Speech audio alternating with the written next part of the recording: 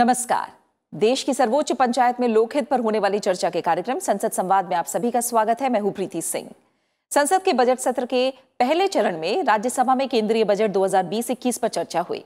चर्चा में शामिल संसद सदस्यों ने सरकार की आर्थिक नीतियों, राजस्व, राजकोषीय घाटा, महंगाई, बैंकों की स्थिति, प्रत्यक्ष कर, एनपीए, कृषि और उद्योग समेत सरकार की कई केंद्रीय योजनाओं पर खुलकर चर्चा की। लगभग 12 घंटे चली इस चर्चा में 45 से अधिक संसद सदस्यों ने अपने अपने विचार रखे। वित्त मंत्री निर्मला सीतारमण ने सभी सदस्यों के प्रश्नों और आशंकाओं का निवारण करते हुए विस्तार से आम बजट 2020-21 पर सदन में अपनी बात रखी। आइए देखते हैं आम बजट 2020-21 पर हुई चर्चा का सारांश।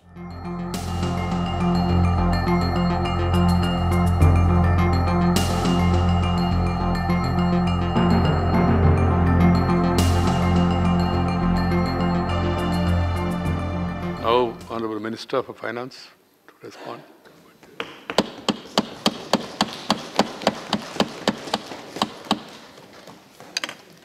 Thank you very much, Chairman, sir. I wish to thank all the members. I'm told about 55 members have participated in the discussions and have spoken about the budget.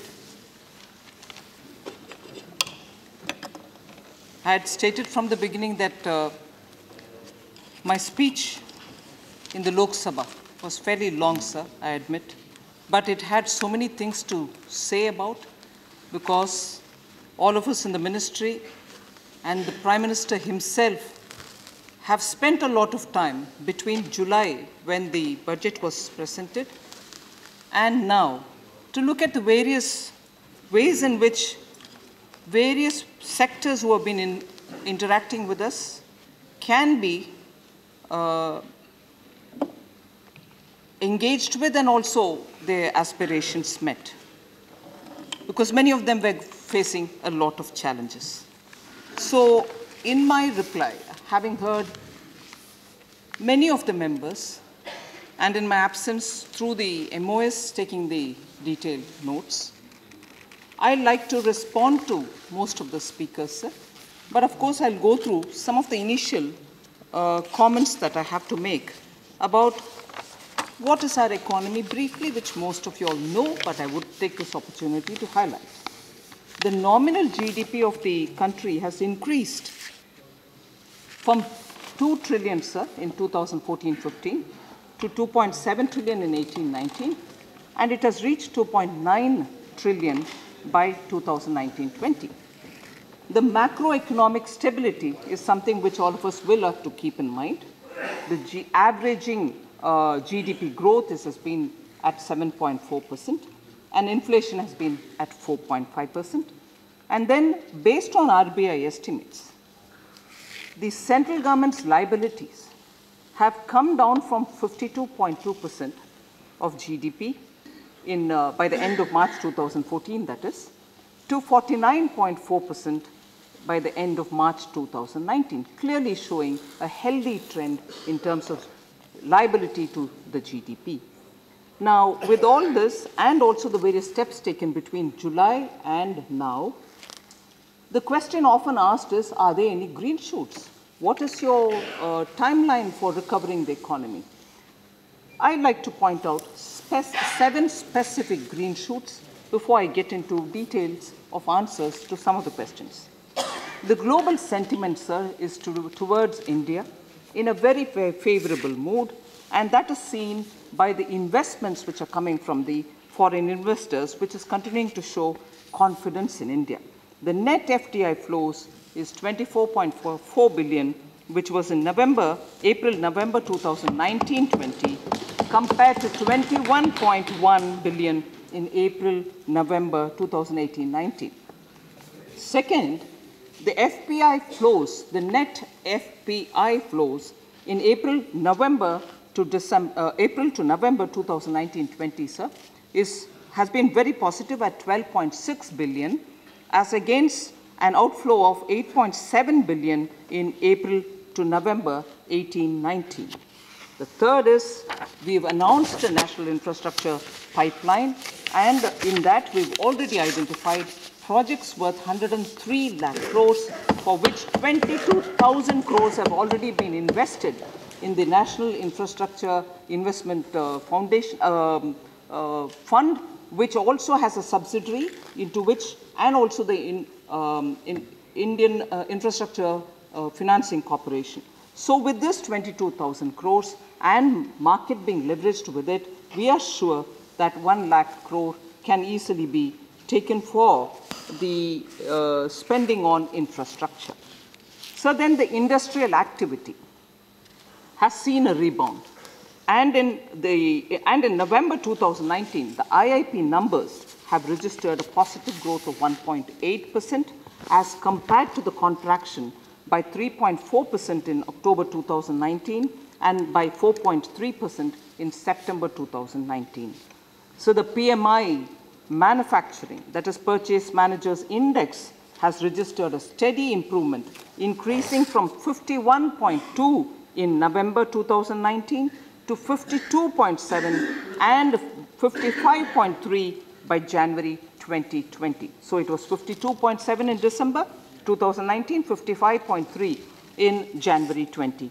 PMI services, I earlier mentioned about manufacturing. Now PMI services also has increased from 49.2 in October 2019 to 52.7 in November 2019 and further to 53.3 in December 2019. So the next point is of the Forex, foreign exchange reserves, that have been built up from 413 billion by the end of March 2019 to 466.69 billion as on 24th January 2020. Now, gross GST revenue generation has been a matter of concern for everybody. I'd like to show that the revenue collection is really improving and consistently improving. So month of January, sir, 1,10,000 crores, 1,10,828 crores has been collected. During April 19, January 20, the gross GST revenue collected has surpassed 1 lakh more than 6 times, and therefore pointing towards an increased economic activity overall.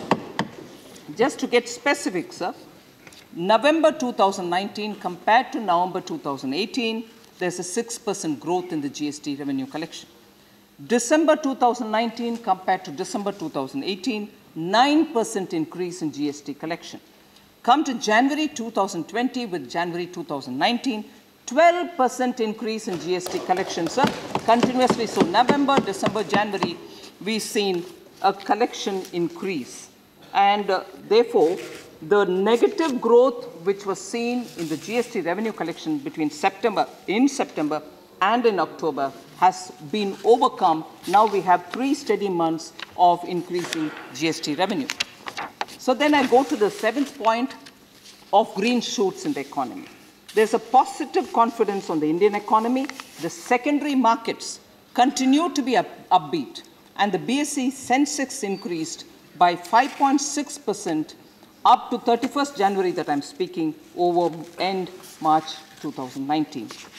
More than this, the lagged effect of the previous cuts of repo rate have started showing, and therefore I see that also playing on the stock markets. Nifty India Consumption Index has also maintained a positive growth.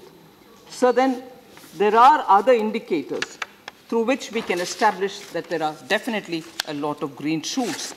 Now, I would want to go into the details of the 4 engines of economic growth, which is normally referred here as private consumption, public investment, private investments, and also exports. Before I go into that, the whole set of details on that as to what we have done for bringing impetus to each one of them, I want to specifically go back to talking about the points that former finance minister, honorable member of this house, has spoken about, and all of us listened with great intent and keenness to know what is being said. A lot of assumptions were being put on us. The government is predisposed in its attempt to be protectionist. predisposed against FTAs, predisposed about the strength of the Indian rupee. So one thing I concede, sir. We are certainly predisposed about one thing, and that is not to repeat the faulty remedies which the UPA government had given in 2008-9 times when there was a crisis. None of that will be repeated by us. That is the predisposed mindset of this government. The diagnosis of what went wrong between 2008 and 9 and the treatment that had been offered here, I would like to list out some of them. So the twin balance sheet problem is something which we have inherited in 2014, and as a result of which a whole lot of issues have cropped up for the health of public sector banks, for the number of cronies who have run away from the country, who we are trying to bring back. So that twin balance sheet problem is not something which I would want to learn from those very competent doctors. One. Second, sir, NPA ran into lakhs of amounts. We are retrieving all of them, and every session of the parliament, we are standing up and answering questions on how much has been brought back and how many people on whom we have taken action. NPAs ran into lakhs of crores, and of course the cronies have ran out of the country. We are getting them all back. That is another remedy offered during the 2008-9 crisis. We certainly do not want to inherit or copy those remedies of competent doctors. Second, inflation was in double digits. Food inflation was also in double digits, and consistently at that. I have read out the figures, but I will talk about the deficits also, which were during that period, the fiscal deficit during that period. Today, the FRBM Act is being shown to us. You know what it is? Do you know what you're doing to it? I'd like to quote it back to say how much of FRBM has been violated during every year of the UPA government. But we have not done that. So we have not taken the remedies offered by the competent doctors. On handling inflation, we have kept it well under 4 all through our rule. And under Prime Minister Modi, food inflation has never crossed beyond the acceptable threshold. Sir, flight of capital. And before that, sir, data and account fudging. Data and account fudging on which we are most often questioned. I just want to highlight here, sir, 2 things which I want to highlight here. Between 2005, 6, and 10 and 11, sir, every year there was an issue of oil bonds. The total of oil bonds issued is 1,40,000 crores. Total of oil bond. And that, compared to the GDP, then made up for 1.9% of the GDP then. Imagine what it would be today, but then it was 1.9% of the GDP then.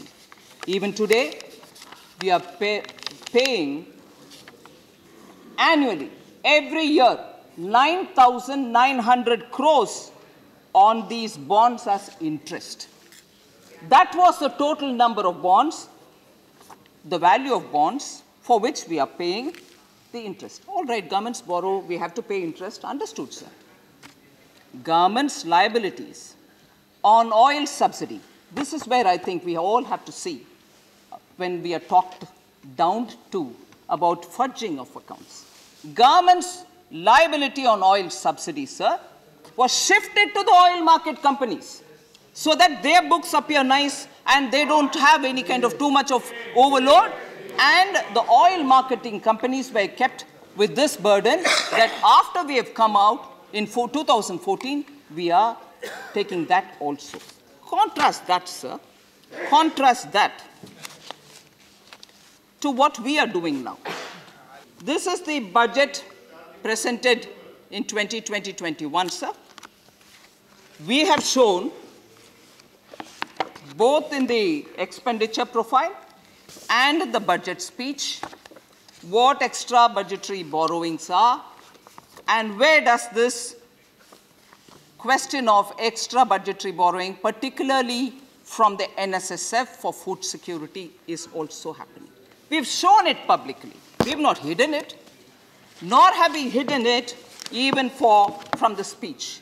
We've said that, and also clearly mentioned at the bottom as to capital infusion for public sector banks, which was in July budget up to 70,000 crores, is also shown here.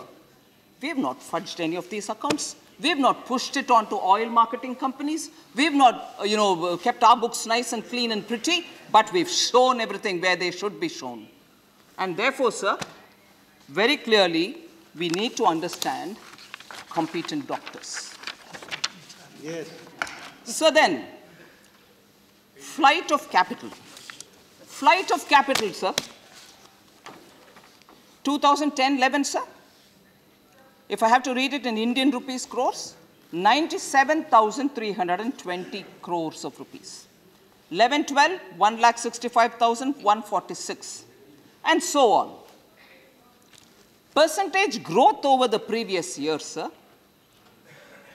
minus 36% happened in 2012-13.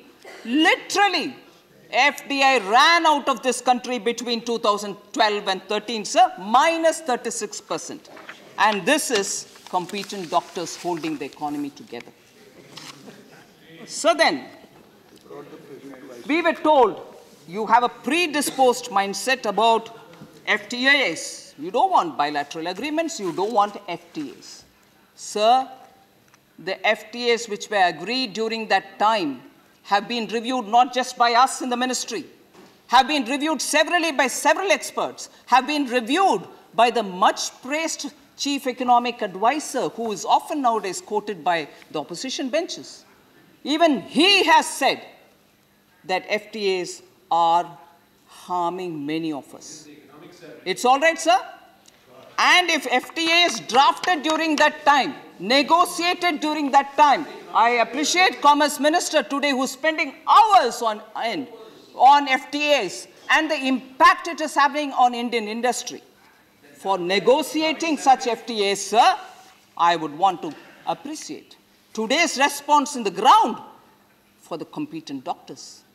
Today, no one wants us even to talk about bilateral because industry is scared, MSMEs are scared. The effect of some of the old-time FTAs are hurting them.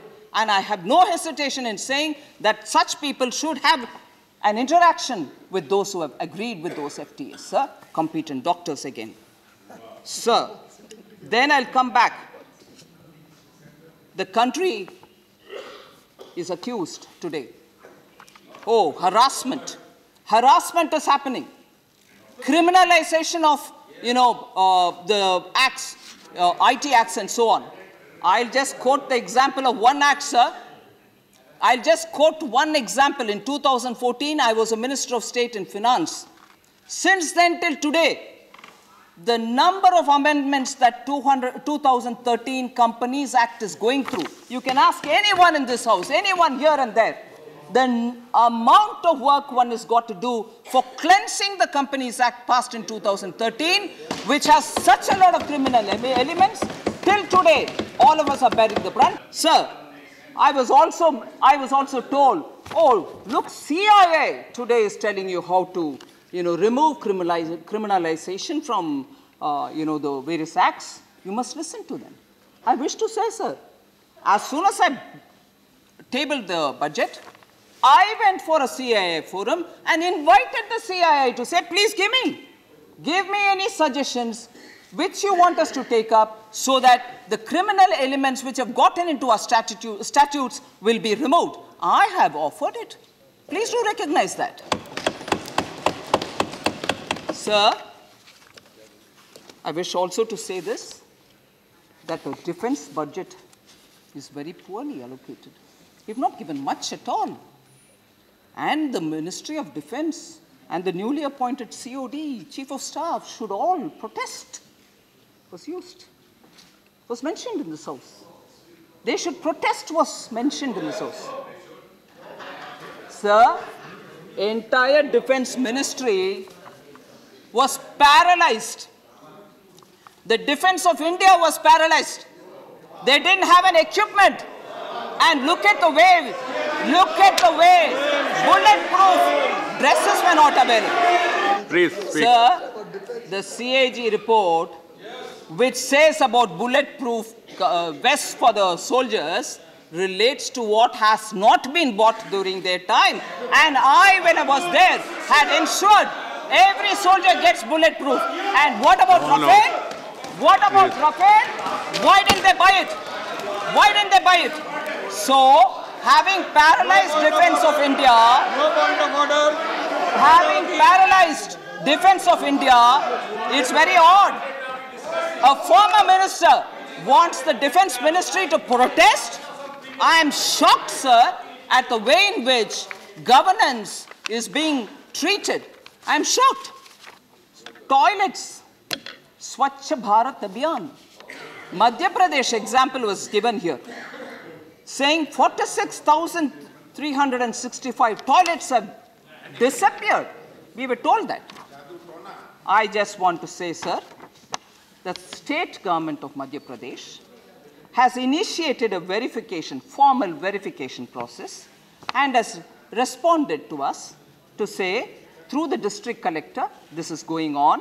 So far, about 46,365 have been checked, and it has been found that only 649 were actually missing. Since all financial incentives in Madhya Pradesh has been paid through DBT, direct benefit transfer, over the past 3 years, any gap will be identified and filled on priority. Now, this is Madhya Pradesh government responding to us. Appropriate action will be taken against all those found responsible for any missing toilet, is what is being said by them. Now, the Department of Drinking Water and Sanitation is also following. Sir, with a lot of sentiment, midday meals, you're not giving food to children, was thrown back at us. I'd like to tell you with data, sir. I'd like to tell you with data.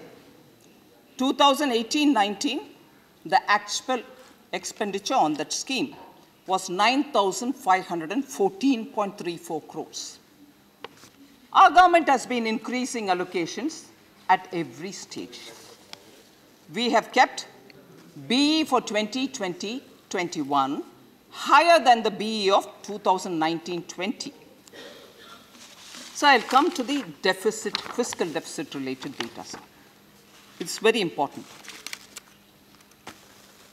Under Prime Minister Modi, sir, fiscal discipline is maintained all through. Between 2014-15, 15-16, 16-17, and down till B 2021, I will just read out the fiscal deficit numbers. 14-15, the fiscal deficit was 4.1%. 15-16, 3.9%. 16-17, 3.5, 17-18, 3.5, 18-19, 3.4, B 19-20, 3.3. Now, RE 19-20, 3.8, where we've used the forbearance in the FRBM Act and therefore used the window to escape clause. And we've shown a trajectory through which the glide path is established next year, that is 2020-21 B. We have already put it at 3.5%. So, if this is what Prime Minister Modi and his government, respecting the FRBM Act, is showing as the deficit, consistently keeping it well within the limits which is allowed by the FRBM. FRBM is from 2003-4, sir. Let's just look at 2008-9, 9-10, 10-11, 11-12, 12-13, and 13 and 14, sir. I've given the trajectory between 14 till today. So let me also go back to look at 5 years. 2008-9, sir, 6.1%. 6.1%. 2008-9. 2009-10, 6.6%, going up. 2010-11, 4.9. 2011-12, I've read the future and present, and then only I've gone there, sir. Have the patience to hear it. 2010-11, 4.9%. 2011-12, 5.9%. 12-13, 4.9 again. And 13-14, 4.5. So, ours is a consistent list of coming down And only when this extraordinary year, because of very many developments, have we used the window escape clause which the FRBM Act gives us. Also, there was a concern expressed. Your capital expenditure may go up, but your revenue expenditure is going up a lot more, which will mean that you won't be able to spend on capital expenditure, sir. Probably the Honorable Minister, former Minister, forgot non-debt capital receipts and only looked at the revenue receipts and therefore came to this conclusion. But I must here say, revenue expenditure going up always is not negative, sir, because revenue expenditure also includes expenditure on schools and hospitals. They are spent for human capital.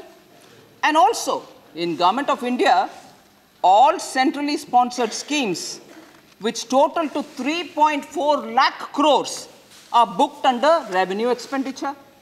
A part of which, sir, is used for creating capital assets at the state level, which that itself is 2.1 lakh crores.